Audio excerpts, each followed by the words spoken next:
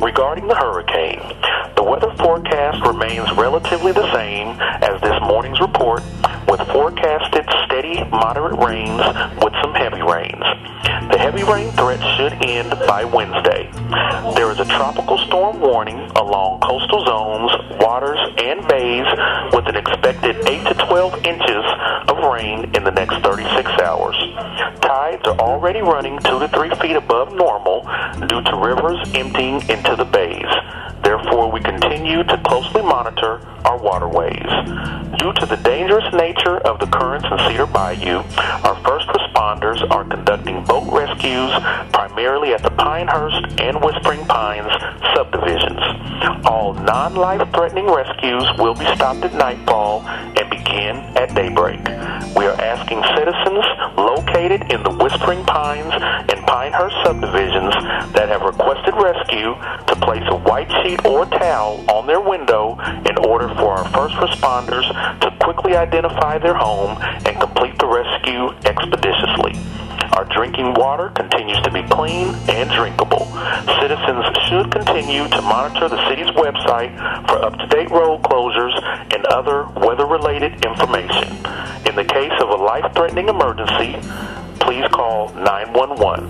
For non-emergency calls and requests for assistance, please call 281-420-5311.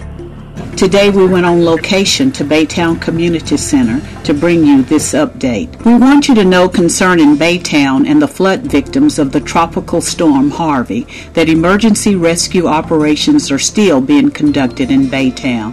Residents from apartment complexes and homes were evacuated on yesterday and transported to the Baytown Community Center. Here's Scott Johnson, Director of Parks and Recreation in Baytown. We got a call yesterday morning to come set up a temporary shelter.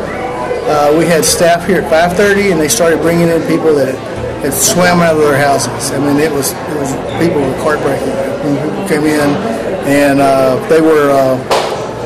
we were scrambling because we were set up for a temporary place for just to get out of the weather and dry, and we were not prepared for to set up in the shelter. So then after you start getting people in, then you have to figure out, you got people you got to feed them, and you got people you got to stay overnight, you got to figure out where they're going to sleep and all of that. So it's been a challenging day yesterday, and especially at one point we had about 170 people in here. And as the water went down, people were able to get home and get back on the road, or somebody came and picked them up. The heartbreaking part was our firemen, which did an incredible job, and our police, which was awesome. And they were bringing in those army trucks, those deuce and a halves, with just people in the back, like refugees you'd see out of Iraq or something. It was like, oh my God. Anyway, but they kept coming, and then we started getting school buses in, and we had about 150 people were here overnight. This morning, when we started operations this morning, we had about 130.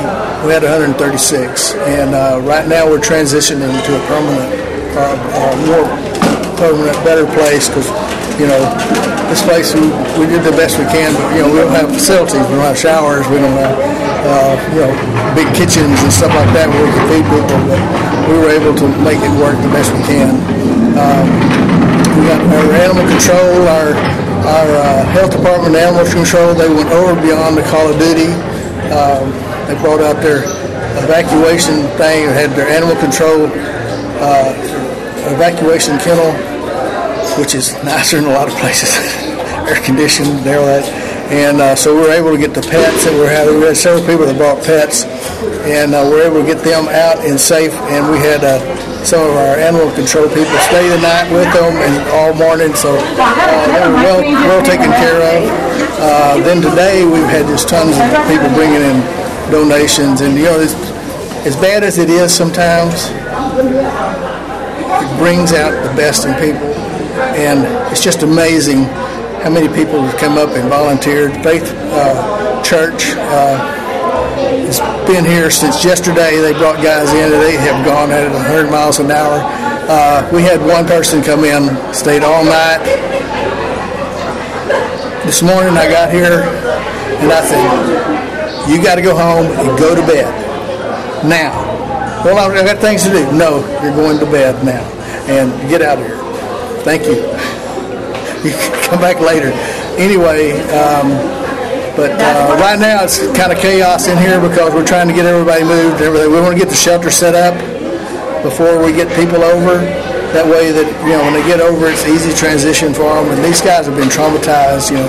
Like I said earlier, they came in, they were cold and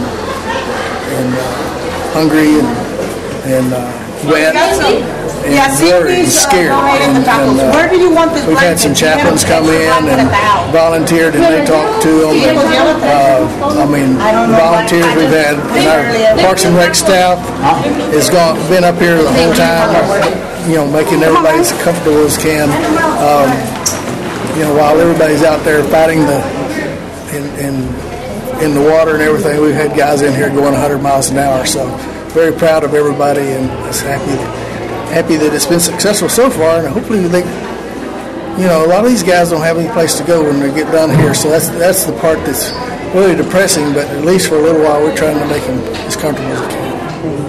Now, you mentioned donations. Are there donations needed at this time? Donations, I would say probably the Red Cross has really been great. It's been good to us, and I would suggest that any donations go to the Red Cross. And there's another group that's accepting clothes. Donations, clothes, and stuff like that can be taken to the Baytown United Seventh Day Activists, and on Nazaro, on 401 Nazaro, and we would recommend donations to the American Red Cross. We got our stuff in last night, and that's where the cots and all that stuff that come from, and we're very grateful for them. Like I say, the volunteers have been awesome. It's brought out the best in a lot of people, and a lot of them were here, and we got to deal with them. That was the good thing. Oh, it's been good. It's been good. Thank God that I'm safe and sound, eating good, eating better, not in the flood, not in the water, not all wet, I'm dry. And thank God that I'm safe and everybody's safe and sound. I hope everybody be better. And thank God. How long have you been here at the community center? A day and a half. It's Kenneth Gordon, and me and my son were staying in our apartment here at the village. And as I woke up, about 6 o'clock, I noticed the water coming in my home. And within seconds, it just rose that quick. The parking lot, the apartment, and within about an hour, it was like 2 to 3 feet away. My name is Lenora, and we're here because we got flooded out of our apartment at 3:45 Sunday morning, and being here is actually more nice being here than being in somebody's apartment that still has no power like we did. And they've treated us really nicely here, and we lost everything. Actually just went back to the apartment and took a video of the apartment itself, and everything's in ruin. So which apartments were you in? Creekside, over off of Decker. We was in the bottom floor. My sister's been out of town. She's been trying to get back here to get us. And I just thank the Lord for being here. I'm here through Storm Harvey, and I lost everything in my apartment and my car.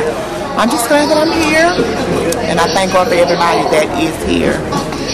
And it's just about life and giving to the ones and always help somebody. That's what it's about. I just lost the whole downstairs in my apartment.